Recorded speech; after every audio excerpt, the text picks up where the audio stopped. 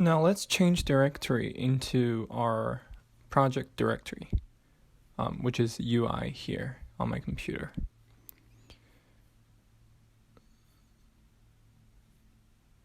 As you can see, the path here, this is where, on your computer, this should be where the downloaded package is.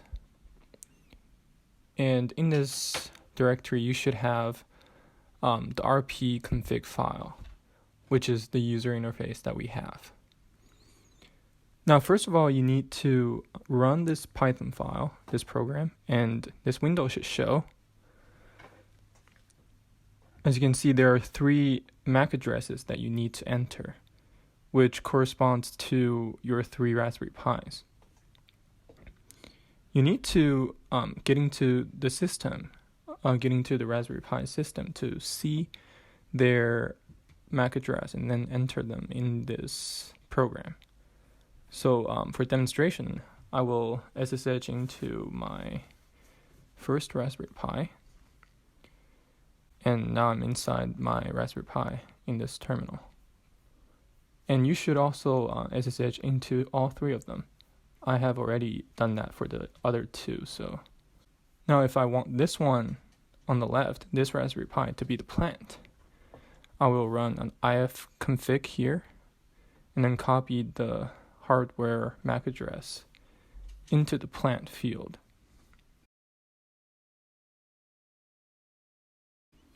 And if I want this one to be the controller, then I will type ifconfig again and then copy that MAC address in the controllers field.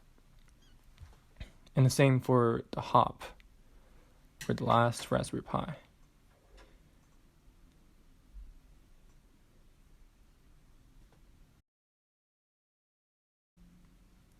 And after we've entered all these MAC addresses, we can continue with other fields. For the value type, we only have integer right now, but in later versions, we will include the matrix value type. For the value, it is the initial value of the plant that you want it to start with. And the controller formula, it is how you want the controller to transform the value of the plant.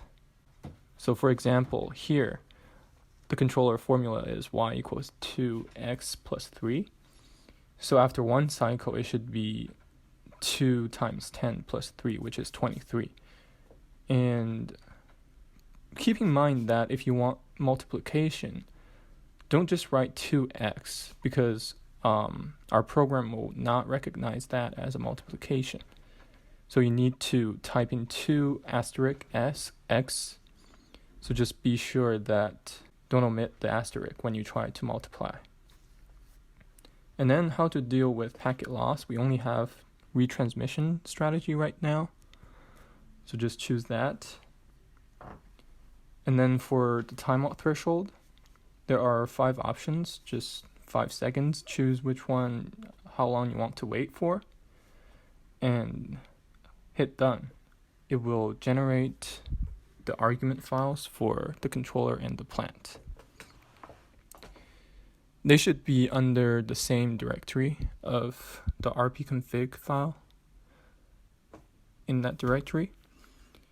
So the controller args is the argument for the controller Raspberry Pi to operate on, and the plant args.txt has the arguments that the plant needs. Right now, you need to copy these 2 arguments, respectively, to the controller and the plant. So right now, I will do SCP operation.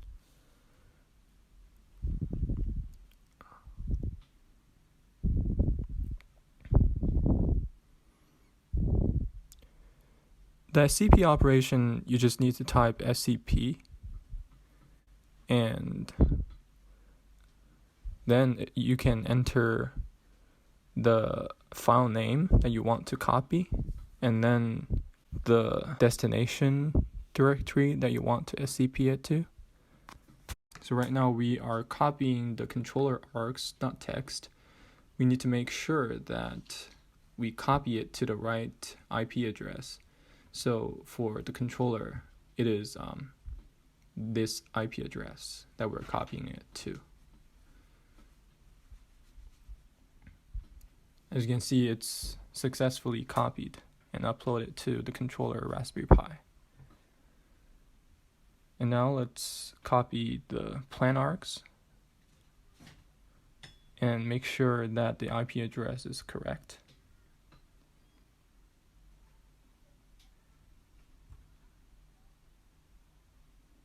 And type in the account password on that Raspberry Pi. And we're done with copying them. So now if you are you have 3 new Raspberry Pis, then you need to copy these files as well, because these files are how the program actually operate on your Raspberry Pi. You need the controller.py to take the controller args.txt as a parameter to actually run on your controller Raspberry Pi.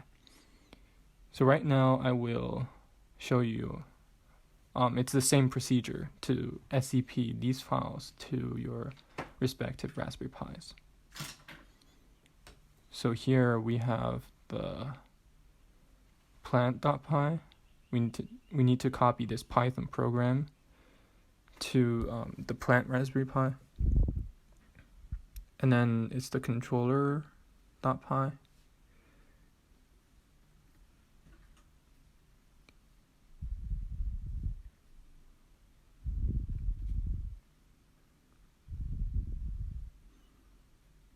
Be sure to copy these because these programs are what we run in the end. So without these programs, you don't really have anything to run on your Raspberry Pis. So right now I'm copying the hop.py, which is the intermediate node, and make sure that you're copying it to the right IP address.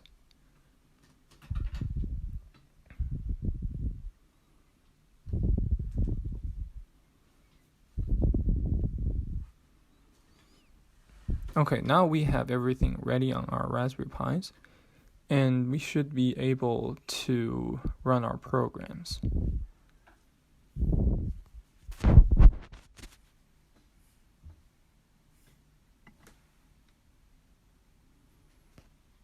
And as you can see here, we have our files inside the desktop directory.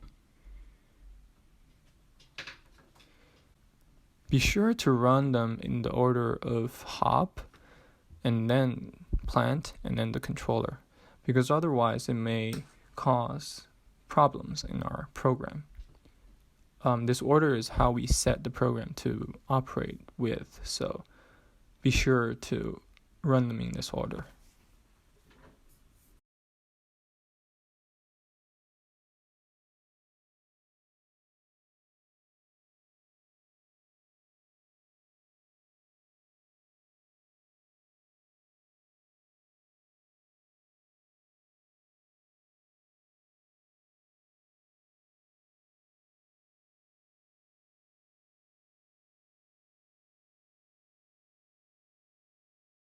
So we manually dropped a packet at the 5th cycle.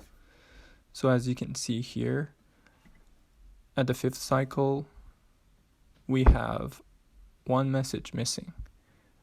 Actually, the hop, the intermediate node, we manually dropped one packet.